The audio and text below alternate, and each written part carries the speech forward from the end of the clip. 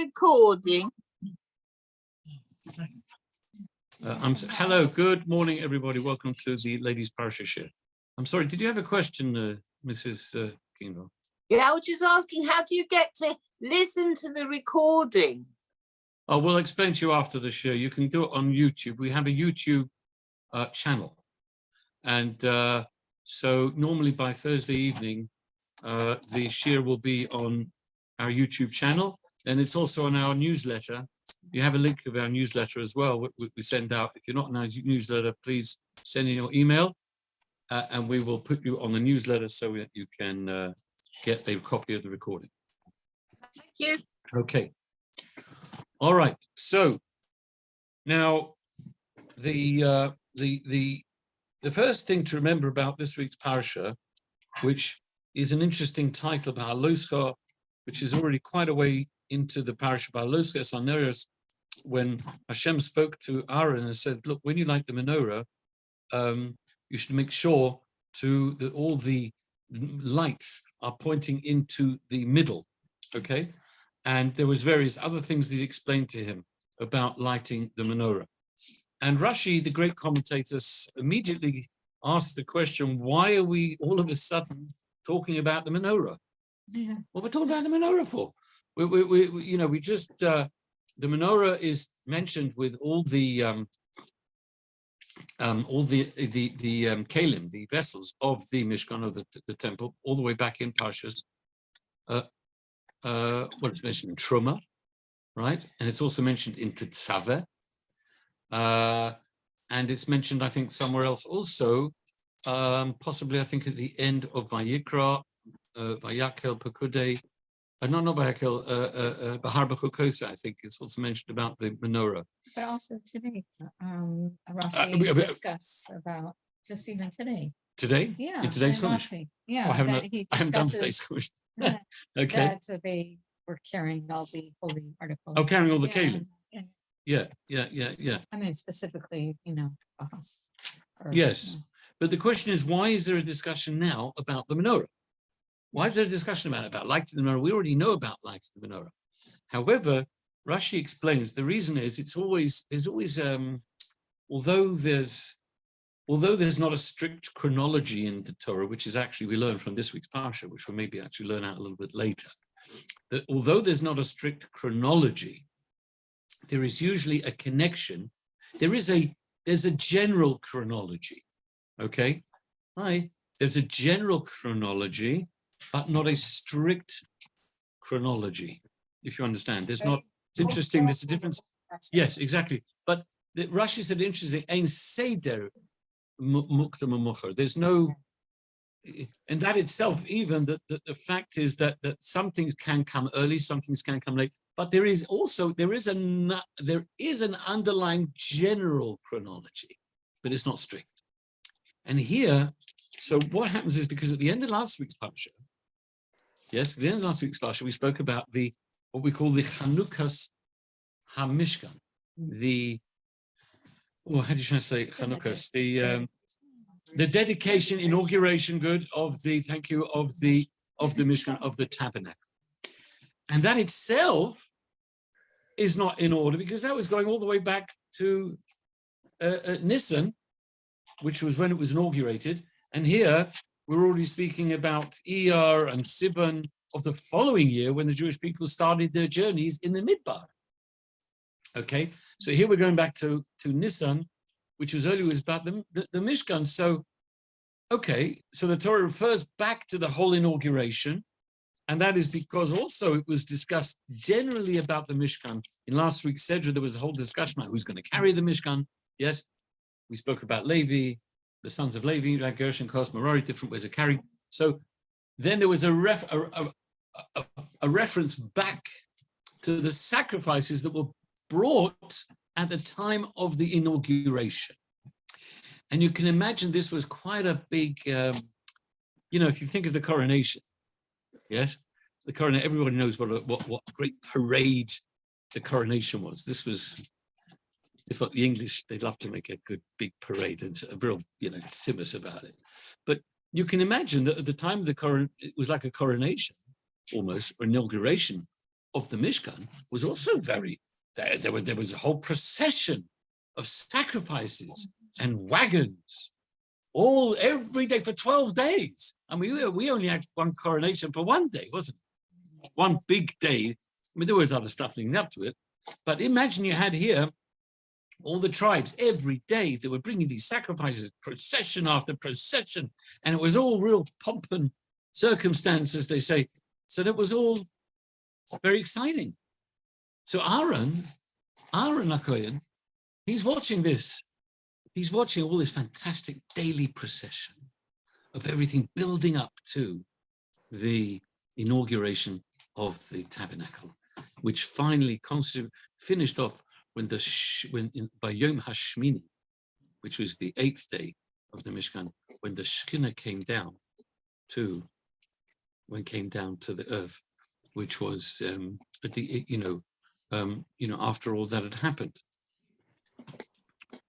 And so Aaron, seeing this whole daily procession, was rather disturbed and perturbed and sad. In fact, Rashi says, Cholsha Ozdatoi, very strong words. His das, his knowledge, became Cholsha, weak. He became very weak. He became very upset. Why was he upset? He says, because he and his tribe, the tribe of Levi, right? Aaron HaKohen was he was a Levite. He was not involved in this great inauguration of the Mishkan. He was not involved, neither he nor his tribe. And he felt a bit upset. He's sort of missing out, this idea of why, we have another session of missing out with the Pesach Sheni in this week's Parsha, right? We'll talk about that in a little bit, perhaps. But he was feeling, he's missing out, and because they weren't part of the inauguration, because they were actually being involved in the service of the Mishkan. Everybody else was, if you like, external. They were celebrating, right? But the people, for example, at the coronation, Lahavdil, right? You had people involved in the coronation, the guards, the soldiers, the royal guards. Well, they weren't celebrating, were they? Rabbi Mervis. They were actually busy doing the stuff that was making the whole procession and making the whole thing. So, so Aaron was very upset that he's not involved. So Hashem says to him, you know what? I want you to know, Aaron, don't get upset. Don't get upset. I hear, I understand, you're not involved, you're not with it, you're not involved so much. However, you will be lighting the menorah. You will be lighting the menorah. And your light in the menorah is greater than all these wonderful sacrifices, all these wonderful processions, and all this great stuff. It's greater. Because first of all, the idea of the menorah, of course, will last beyond the destruction of the temple. The temple, of course, sacrifices only relate to when the temple existed. The menorah, we know, we're still celebrating. It continues. I mean, not the actual lighting of the menorah, but at least symbolically, through Hanukkah, So, and in addition, of course, why the menorah? Why did it especially mention the menorah?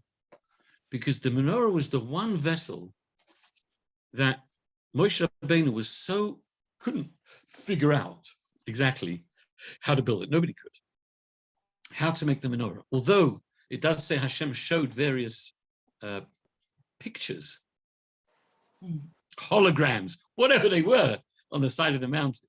How to do it, what to do, how it looked, what it looked like, right? But because it was being beaten out of one solid piece of gold, you had to take one piece of gold, an ingot, they call it, and literally have somebody there with a hammer, bashing it out, beating it out, to make a menorah. An amazing thing. Well, 100%. Because what happened was, because they couldn't really figure it out, right? So in the end, what happened was that it was made. The truth is, Hashem actually made them. It was actually made miraculously. The menorah, it was made miraculously.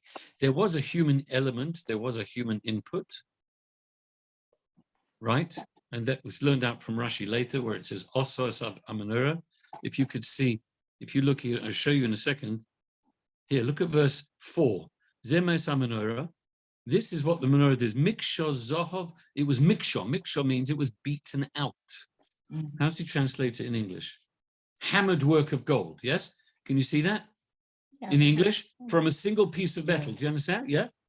So, Zov from the top to the bottom, Miksho here, again, repeats it. You can't just make little bits.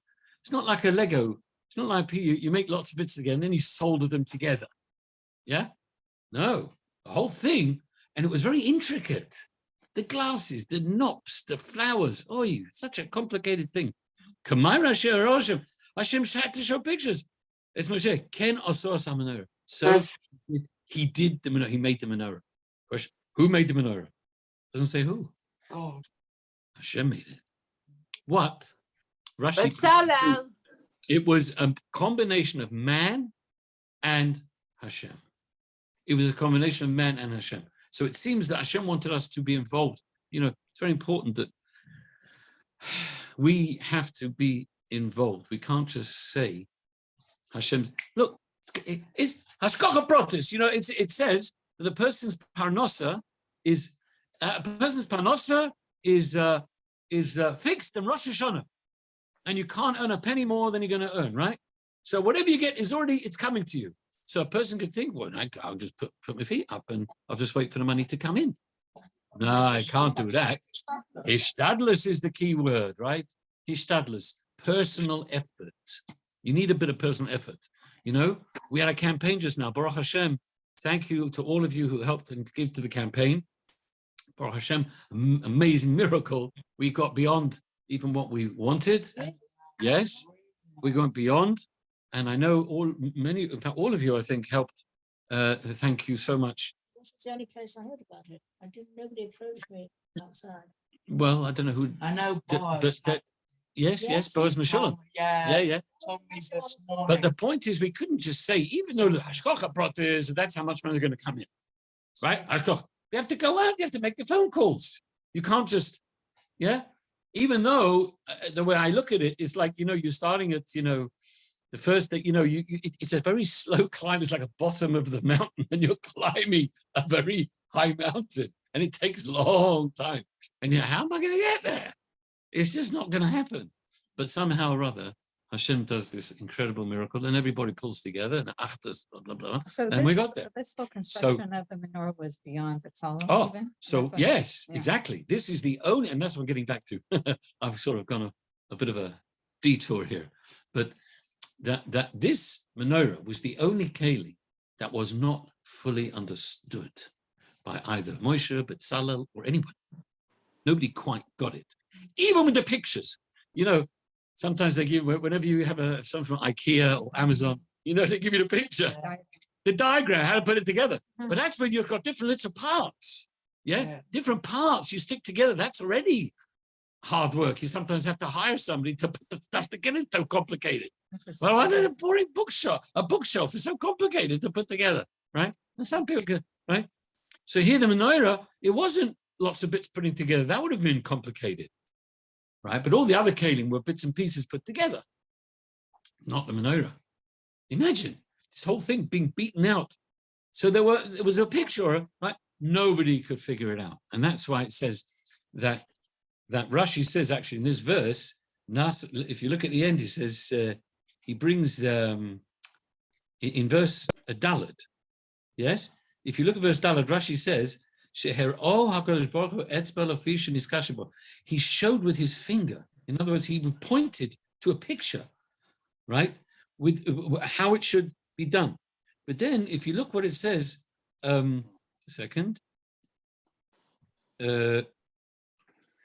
Look right at the bottom. If for those who've got Rashi on verse Daled, the very last Rashi, yes, it says Ken Oso Esa Menorah. Look what Rashi says. Misha Oso. Amazing. What does that mean? Whoever who made it. Because it's very strange. Why didn't it say Oso Moshe Esa Menorah or Oso Bezalel Esa Menorah? Why doesn't it say? It just says also. And Rashi comes along and makes the question even bigger because he says, you know who made it? I'll tell you who's the one who made it. The one who made it. The one who made it was the one who made it. That is very strange. But then it Misha says- also. Huh? It says. Oh, then Rashi goes on and says, Midrash Agod. It's a Midrash says, HaKadosh Baruch Hu Nases Melech. The also that was done al yedei. It's the end of Rashi. Al yedei HaKadosh Baruch Hu Nases Melech. So it's a strange thing. Was it made by man or was it made by Hashem? So actually, so the Rebbe says, Rashi is giving you both parts of this. It's the last line of. Okay, no translation in here of Rashi. Sorry. The Gutnik does not translate Rashi. No, but actually, it's somewhat. I might correct that because in the English translation, a lot of the Rashi comments are put in brackets. Yes. Okay, so sometimes you'll see in brackets, and that's the beauty of the Gutnik, that he will incorporate, which is a genius thing, to incorporate Rashi's interpretation into the actual translation. Sometimes, I'm not sure what percentage, but quite often. But what Rashi is explaining here, still have. Yeah, they still have the linear translation. Sure. Yeah. But let's just get back to Rashi here. Rashi is combining two ideas. Misha also, like somebody did it. Well, not actually, not so somebody human did it. He's putting two, you see. You still needed somebody to do it. So was it? And well, we're not, it doesn't say. It doesn't actually say if it was Moshe or Bezalel, but there was human involvement. In other words, it wasn't like people saying, all right, just chuck it in and there's going to be automatically. There was, do you remember we spoke a while ago about Moshe when they deposited the Mishkan outside? Everybody built the Mishkan. They put all the beams, the curtains, they put everything together. And then it was delivered. There was an Amazon delivery outside, knock on the tent. Is this Moses' tent? Yes. Oh, we got delivery. So they had a special delivery of all those beams, curtains, everything. And it was, like 10 pallets outside his tent. And there you are, sir. Could you sign here? And off they went. Right? They delivered it. So because the idea was they said, oh, Moshe is the one who's supposed to put the Mishkan up. They figured it out from various verses. So Moshe's like, how am I supposed to do this? IKEA. How can I do it on my own? Yeah, the IKEA can't, there's nobody there to do it. But here it says here, which is the Rebbe. Therefore, it would be inappropriate here for the Torah to stress the privilege that Moshe or perhaps Bezalel had in constructing the menorah together with Hashem, for this would detract from the Torah's intention here to honor Aaron. Okay. Yeah. Okay, so, good. Another point. Yeah. Good point. But all I'm trying to say is that It says that Moshe or perhaps. Yeah. Bezalel. yes, that's why it's So it's we don't unclear. know. That's what the point is that that's why Rashi is saying Misha also, Right. whoever did it. Whoever. We don't actually know. It could have been Bezalel because he was the one who was intimately involved with all the building of all the cave. It could have been Moshe because Moshe had a very special connection with this menorah that was Right. given over to him. So it's a little unclear who was supposed to be involved with actually building it. But the point is, there was a human involvement. Moshe Rabbeinu was told, look, you do yours and I'll do mine. Mhm. So Moshe went, put his hand down to try and start, he put his hand to it, he started unpacking and getting the stuff out. And boom, the menorah, the Mishkan automatically somehow erected itself. Mhm. Wow. So the same thing with the menorah, that Hashem wanted the input, right? Misha also. So somebody's going to start on this. They worked on it. They started to work on it. And then Hashem made it miraculously, according to the Agada. Okay? Now, we've come full circle here because how is this? So, in other words, this was supposed to be a calming message to Aaron, a calming message, because you are connected with the most incredible of the Kalim in the Mishkan. which has a certain miraculous quality to it. And it's not just miraculous because of the way it was made. It was also miraculous in the way it was lit, and it was in the way it stood. Anybody know about that? It's called the Ner Yeah, the Hamarovi. light went inwards. Yeah, no, but that's not miraculous. The miraculous aspect was the Ner Hamarovi, okay, which was sometimes called the Ner Tomid, right? That's what they Which have is- on swords. Yes, Yeah. it represents the menorah because the Ner Hamarovi, the most western of the lamps, was always alight. It lit, it stayed, it stayed alight miraculously more than all the other lights. So that every afternoon when it was to be lit, yes, the menorah was to be lit in the afternoon sometime, later in the afternoon, it'd be lit. He was going to light, the lighting came from the Ner Hamarovi, which was still alight. All the other ones had gone out. But they were able to relight. They were putting more oil in, and they'd light from that one. So this was like a daily. It was a daily thing. Yes, Just Tomid. once a day? Tomid. Yes, Always. every day. Okay. Tomid. That's Yeah, that's always. that's the Continuous. it does continuous. Yes, no, yes, that's actually a much better translation than Tomid. Tomid Usually we is say continuous. always, Yeah. but you're right, continuous. In other words, it was a continuous light, a continuous daily lighting, just like the daily sacrifices. It's called Tomid. Excuse me. I'm sorry. Was that light that you're talking about part of the menorah, one of the ones Yes. in the Yes, the most westerly, the Ner Hamarovi, the western light, exactly. And that was, and that it says that the Gemara says, I believe, that the Ner Hamarovi, the western light, showed everybody that the Shekhinah dwells on the Jewish people, because it was So always all lit. the other 6 went out and that one was still alight. That's what I just said. Indeed, it was indeed like that. So therefore, Aaron said, Hashem said to Aaron, calm down. You've got a much bigger mitzvah here, in a way. Okay, it's not looking as dramatic as everything else, right? But nevertheless, you can be calmed by that idea that you'll be like in the menorah, which is going to last forever and is a miraculous thing. Okay, now there is a beautiful lesson here as well for all of us. There's a beautiful lesson that the Rebbe, only the Rebbe could sort of learn this sort of thing. With the expression chol shada'as, very interesting. His das, his knowledge became weak. And what does that actually mean? Das, Aaron, yeah. So look, it means he was upset. That's what it means. But there are different ways of saying upset in Hebrew. Yeah, tsa'ar, atsev, atzovt, ke'ev lev. There's many ways you could say it. So this is a very sort of unusual expression. Chol shedas. So the Rebbe explains the whole idea of das. Das is what makes man different from everything else. It's not just the fact that he has intelligence. No, but it's more than that, because animals also have brains and intellect. They can figure things out, amazing things. You can see some of them, right? But it's like instinctual sort of thing. Das is something that we have a focus and connection with knowledge that makes something meaningful because of our knowledge. We're able to communicate that knowledge, to study that knowledge, to learn from that knowledge. And to have free will. And exactly, that is the free will, whether we will or will not apply that knowledge. Exactly. So when it comes to, it's interesting.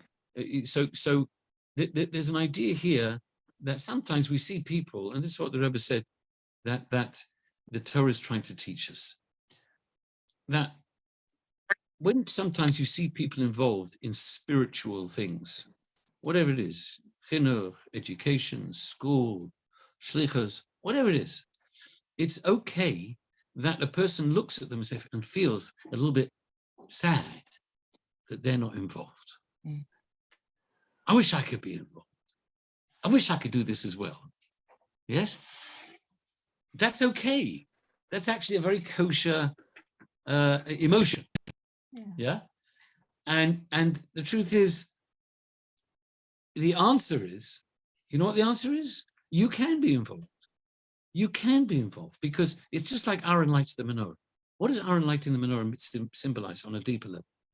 It means inspiring people, uplifting them, making their lives more bright, bringing light. So when each and every one of us inspires and helps people, right, and gets people to do mitzvahs. I mean, I would venture to say that something like this campaign that we just did is in the gather of that. When people help, they donate, they participate, yes, and we go around and and inspire other people. That is participating in the whole spiritual realm. A person never needs to feel left out. Yes, the Rambam writes that the Shevet Levi were very special, especially given over to Hashem. But every person, in a sense, could be holy, could be special, because they themselves can be like a spiritual Levite, commit themselves to spirituality, godliness. And even if you can't do that, you can still certainly inspire other people around you. You can talk to other people, help other people, inspire other people, because why? You know something that perhaps other people don't. And you can inspire people. Your experiences are different to anybody and everybody. You're unique. So there's some way that you can inspire and help other people. And in a sense, that is what all of us are called upon to do. This is so it's okay to feel that I'd like to be a part of that. And in fact, we learn this out by the next part that's mentioned in the Torah about Pesach Sheni. Because in Pesach Sheni, which we speak about, That's this week. that's this week. It's actually, we discuss it. That's why you missed it. If you look at page 918, 919, you'll see the discussion on Pesach Sheni. There were certain people starting, first of all, it speaks about the fact that made the Korban Pesach in the, in the desert. And then there were certain people who came to Moshe and said, hey, we were Tamei, we had ritual impurity in coming into contact with dead people. We could not, we could not be involved in the Korban Pesach because it's not allowed if you're, but we were doing a mitzvah. Some say they were burying the children of Aaron, Nadav and Avi, who passed away during the Hanukkah Samizbeach, when they went and they brought the strange sacrifice and they were burned. So they had to be taken care of, they had to be buried. And that means they were in contact with a Tomei person who is ritually impure, so they couldn't bring the Korban Pesach. And they came along, and they also felt sad. Why can't we? Lama Nigara, it says in verse 7, page 19, 918, 919, verse 7, right? Why should we be, so American, why should we be the losers? I think that's a little, not quite. Did he write that? He did. You can see it. You can see it. Well, I didn't write it. Yeah, I think that's a little bit slightly over Americanized. Yeah. Even though the chap who did this is an Englishman, is Rabbi Chaim Miller. Why should we lose out? I think is the better, because to be a loser, it has a different in America. In English American, shall we say, to be a loser means you're not particularly, you don't do very much, you can't achieve very much. Yes, you're constantly like messing up. People, you're a loser. Yes, you could have said, I think the better translation, why should we lose out? Loma Nigora, that is the better translation. So let's, notwithstanding the greatness of the Gutnick Commission, and I'm a big fan of it. We'll tell him to write a little note. Yeah. I'm sorry? Say, why should I be a loser? That's how they talk. Yeah. I know, but I don't think that's an accurate translation of this. Do you understand? That's not what Lama Nigora means. First of all, it's a verb. It's not a noun. A loser, yes? A loser is a noun. Yes. It's a noun. It's a person, right? And Nigora is not saying, Nigora means miss out. We don't want to miss out. Yeah, we don't want to lose out, right? So, and the fact is that they felt they are missing out because they weren't able to offer the Korban Pesach, and they were upset about it. Again, we're missing out. Now, here was a different solution. Hashem didn't just come along and say, don't worry, you're going to do another mitzvah another time next year. Don't worry, it's Hashem, Yehirotzen, you know. No, Hashem said, well, they came to Moshe, of course. They came to Moshe and said, no, what are we going to do? So Moshe, what does Moshe do? He picks up the hotline. Hashem, what should we do? Hashem says, oh, I like these people. I really like them. They don't want to miss out. So you know what I'm going to do? I'm going to give them another opportunity to do Korban Pesach. And these people were responsible for the last few mitzvahs in the Torah, because there are 613 mitzvahs we know in the Torah.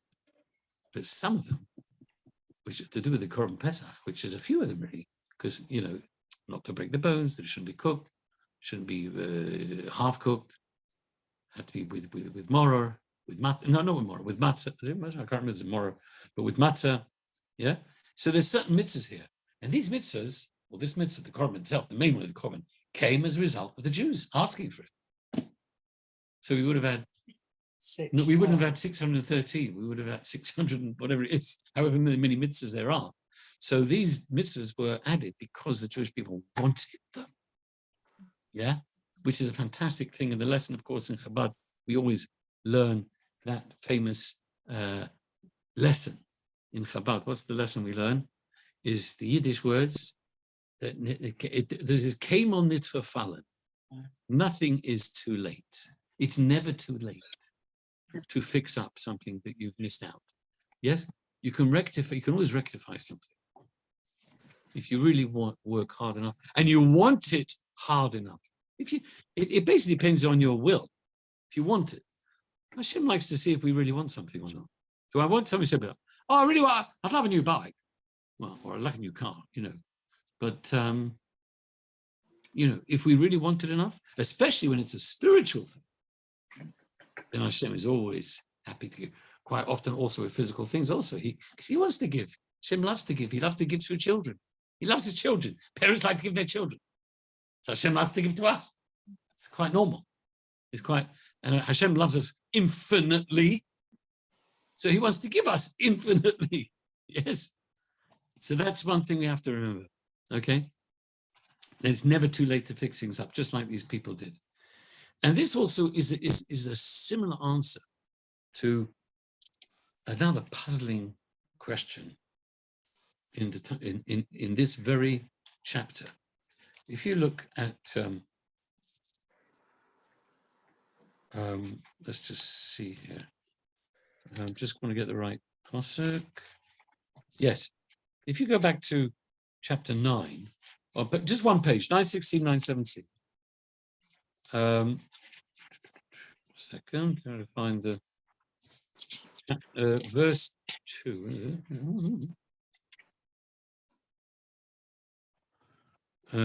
Second. Right. So Rashi's on verse. Look at verse chapter 9, verse 1.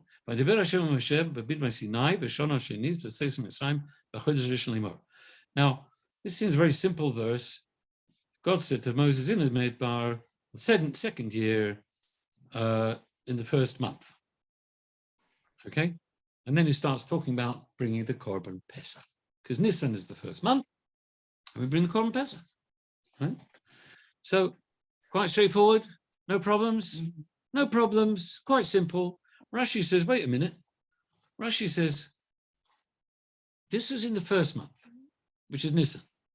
But if we start with Bar Midbar 2 weeks ago, right? Yeah. Very good. Your minus can be. It says, Vaydaber Hashem Moshe, right? Oh, sorry, that's not so. Sorry.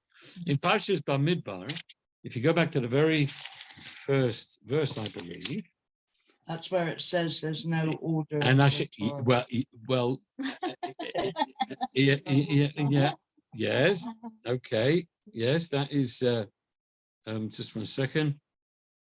Yeah, exactly. That is one thing we learn here, that because it says in the first verse in Bar Midbar, which is a new book, that Hashem spoke to the Jewish people from Har Sinai on the first of the second month, saying that they've got to now count. They've already got to start counting.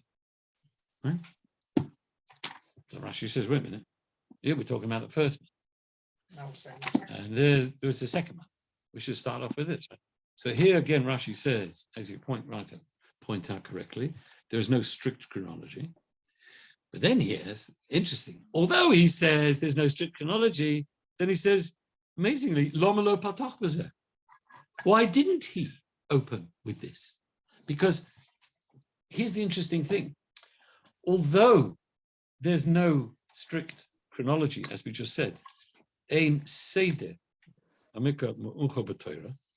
so really you wouldn't have expected it to ask the question, why didn't you start with this parasha at the beginning?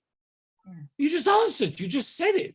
Yeah. You said there's no chronology. So you don't need a reason. You've just given me the reason. The reason is that there's no chronology. So why are you asking this question? Lama, why didn't you do it? So what's going on here? Do you understand the question? Yeah. So the answer is very simple. The truth is, even if there is no strict chronology, there's usually a reason why there's no strict chronology. It's not just happenstance. And it's all Yeah. related, you're saying. Huh? It's all Yeah, related. exactly. There's a reason. Some teachers say, well, there's no order. It's just a balagan. It's a balagan. Here, there, backwards, forwards, time. No, don't worry about it. Right? No, we're not saying that.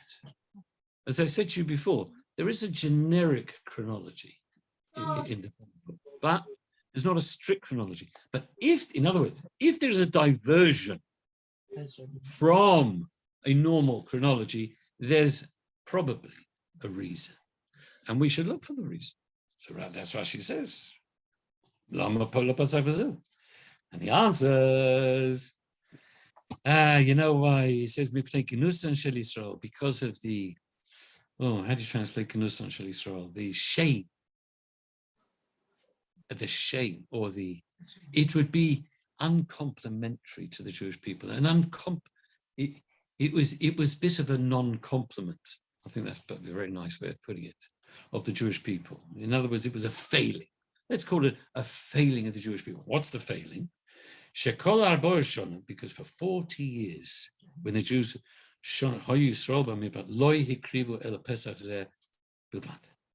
this was the only Korban Pesach they offered up in the Midbar. They had the one in Egypt and this one, which was the year later. And that was it. For 40 years, no Korban Pesach.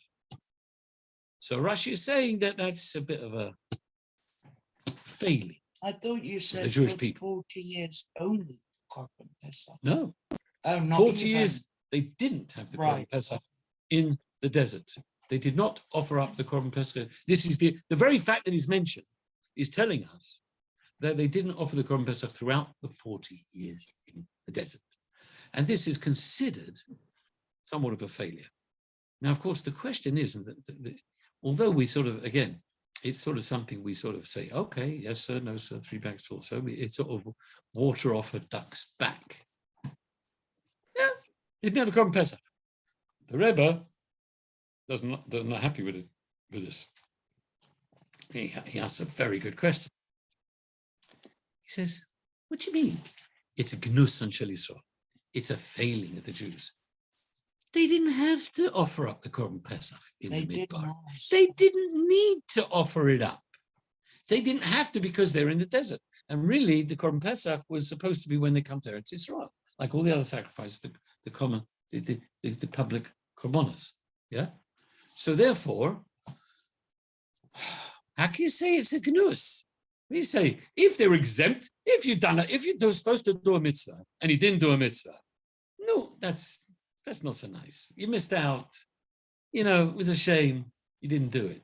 But here they didn't have to do the mitzvah anyway. They should have asked. Pardon? Maybe they should have asked. Oh, I think he's got it. She's got it. The answer. And the answer to is hinted to in the whole idea of Korban Pesach, a Pesach shame. The fact that a few Jews came along and said, we missed out, it's not fair, we want it. So, come on, Jewish people, although they were exempt, They were potter from the Korban Pesach in the desert. But don't you say you could have come to Moshe and said, although we're exempt, can't we just do it anyway? Can't we just do it anyway? I mean, we don't have to. You know, like these guys, they were exempt. They were Tomei. You're potter. You know, potter means, look, the ladies are exempt from shaking the lulav. They're exempt from hearing the shofar. But we see that they want to, we know we want to hear the shofar. We want to shake the lulav. We want to do the mitzvah. Oh, you want to do it? Okay, you can do it. And you can even say with a bracha. It's lovely. You guys want to do it? You're exempt because, you know, it's time-bound. Time-bound mitzvahs, women are, as you know, exempt because of their familial duties, as we like to say, right? But if they want to, b'kol hakavod, as they say in modern Hebrew, b'kol hakavod. So really, that's what the Rebbe learns from here. And he says, really, the Jews, they should have come and said, you know, we really, really want to do it, even though we don't have to do it, but we'd like to. The fact they didn't, a little bit of a failing, a little bit sad, a little bit sad. So that is the, so that is how it kind of all fits in very much, you know. There's so much similarity in a sense, you know, in terms of Aaron's feelings, in terms of Pesach Sheni, in terms of regular Pesach, so much going on here that has a very similar theme, you know. Now, I want to, I think the last thing I want to talk about this week is something that I've mentioned before, but I think is so powerful, and perhaps, you know, if you didn't hear it last year or last time, or maybe you did, still worthwhile hearing because I think it's a geschmack. Everything hopefully is geschmack. It's later on in the Parsha when the Jewish people start complaining about the manna. And the manner in which they complained about the manna, was sorry about that, was not particularly appropriate. Okay, they were really grumbling nasty. And if you look at page 928, 929, you will see what's going on. You'll see what I'm talking about. It says, in fact, it started off, as so often with these problems, including like the golden calf. It says,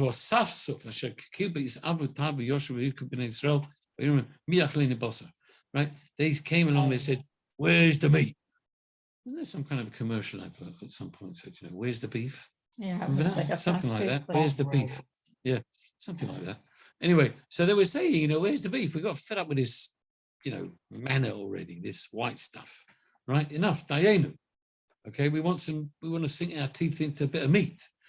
And then they start talking about, they remember the fish in Egypt. We had some salmon, some sea bass, you know, trout, whatever it was, and the cucumbers and the avatichim. Just how grateful they were.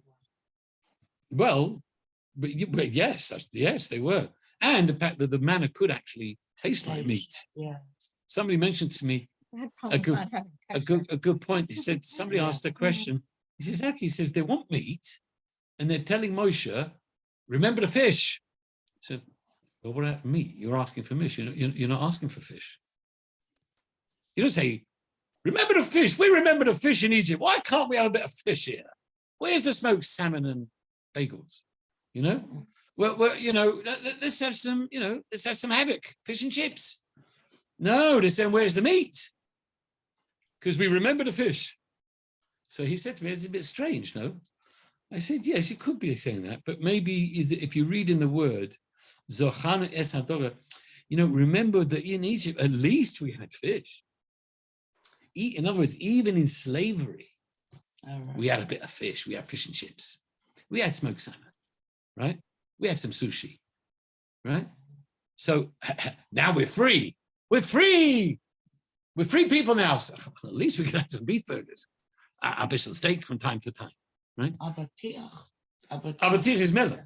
Yeah. Oh no, they were just saying in general. We remember, what a great food in Egypt compared to this manna, right? It was comparable, right? Yeah, we remember we had watermelons, we had chotzer, what was it? Chotzer, leeks, onions, garlic, right? Cucumbers, salads. We had fishes, right? Okay, but the fact is they were rather, how do you say, very ungrateful about it. And then the Torah goes on to say how nice it was, okay? And then, and how good it was, and how miraculous it was.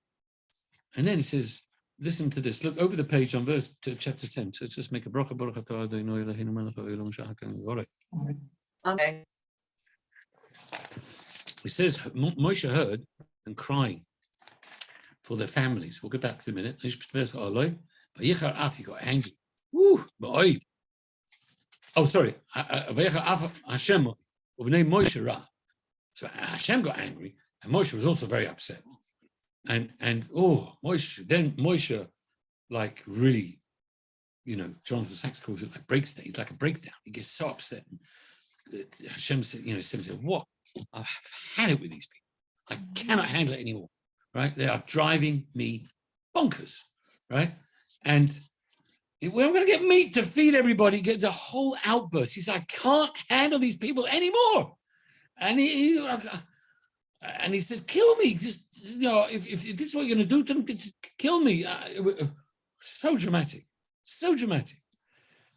Okay, and then Hashem says, okay, gather 70 elders. He calmed him down. So you see, the three family from Moshe, Aaron, Miriam, all had their challenges in this week's Parsha. Aaron started off, Moshe here, and Miriam at the end, which we haven't really got to speak about. We're running out of time. Miriam with the Lashon Hara, and she had her own, right?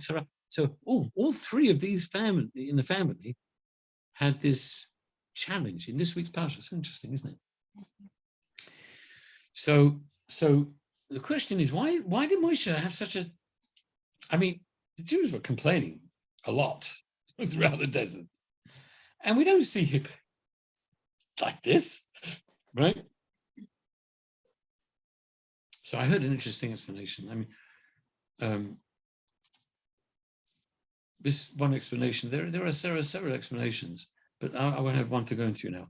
The answer is this explanation from Rabbi Twersky, Abraham Twersky, and we'll finish off with this.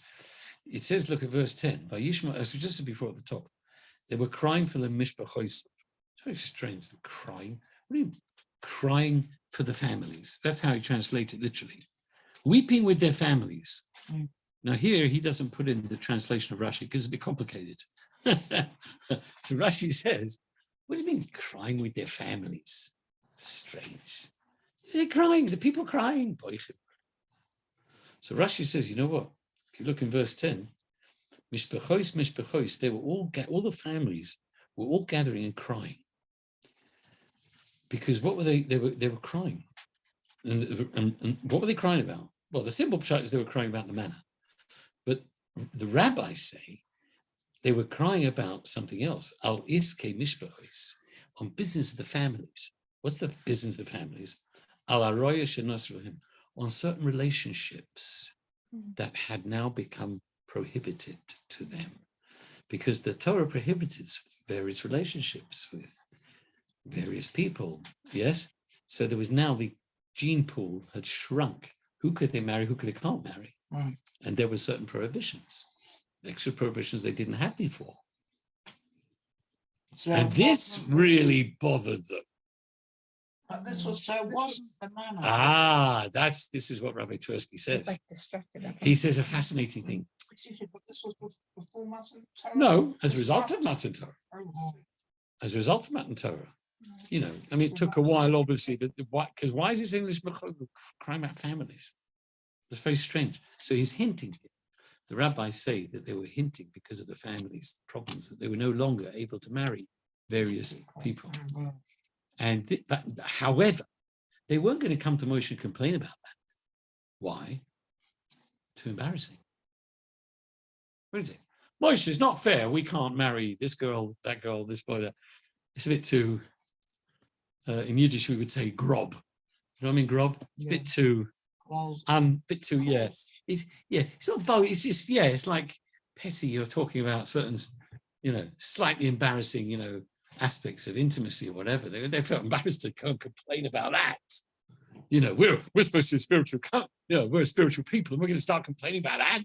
Can't talk about that to Moshe. He's a holy man, right? So therefore, they were complaining about the man, but there were complaints about the man were only, that was an excuse. Right. It wasn't the real problem. So this is why Rabbi Twersky says, this is why Moshe got so upset. He says, because if you have an argument with somebody, if you have a fight with somebody, everybody has conflicts, channels, right?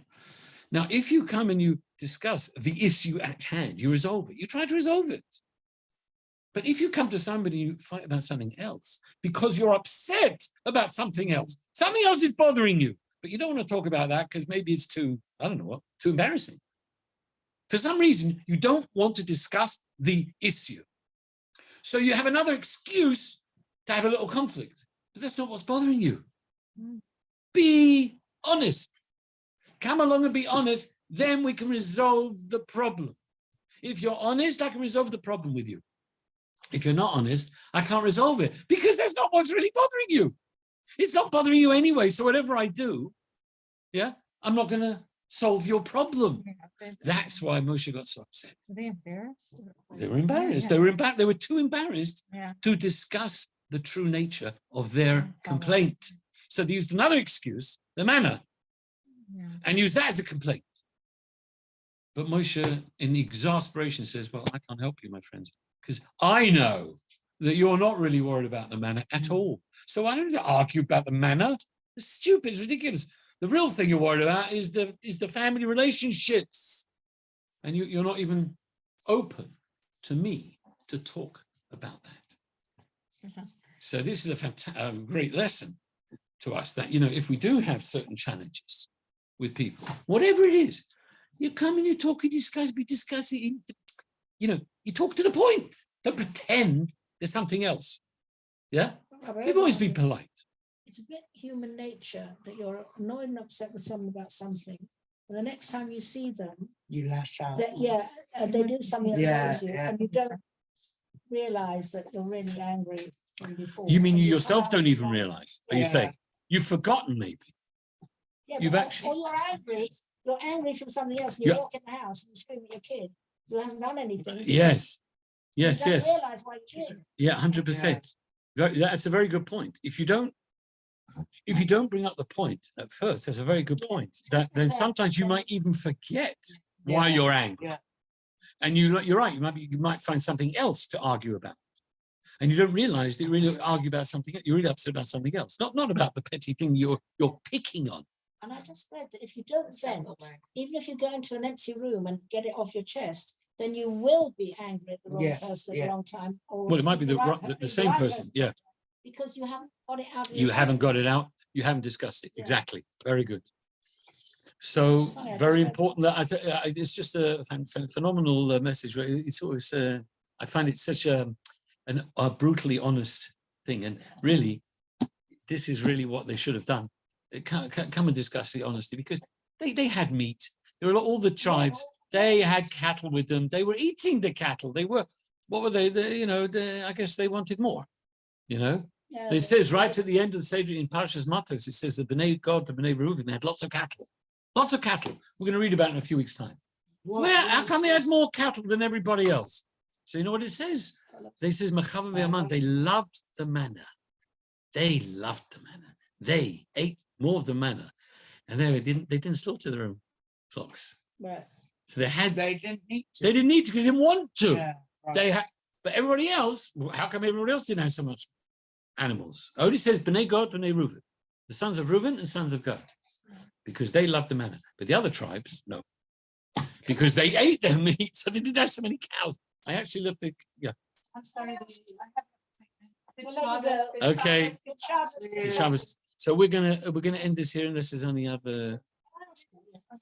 Thank you very much, and we'll see you next time. Thank you. Oh, good. Be well. Bye bye. Thank you. Good